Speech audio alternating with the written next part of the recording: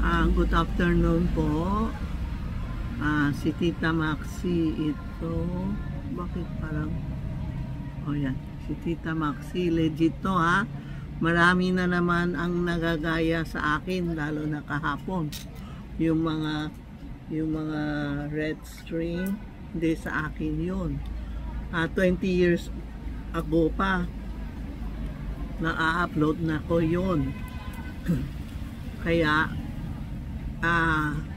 tumawa kayo o YouTube nyo, pero sorry po ngayon ang pin kasi pinagawa ni Yomi na lahat na cable na pinalinis, pinaayos mabuti yung internet namin, wifi ginupit, kaya wala kaming open dito mga wifi.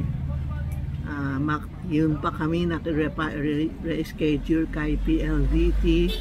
Sabi ng PLDT, antay namin reschedule kasi magulo ang linya sa Ongpin.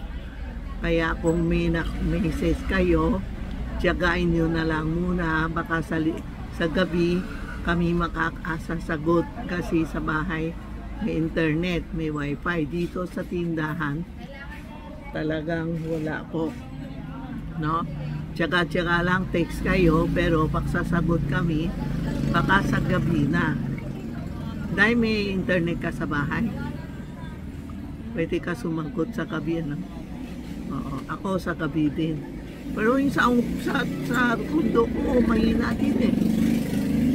Kaya mga viewers, subscribers, sorry po at tsaga-tsaga lang, antayin yung sagot namin kasi wala ngayon talagang wifi. Tinang mo, pulang-pula ang pulang-pula ang internet ko. Kaya nag-upload lang ako na sasagutin ni Inday o si Rena yung mga sagot niya. Oo nga, sabi ko nga. Pagdating na lang. Opo. Sige po.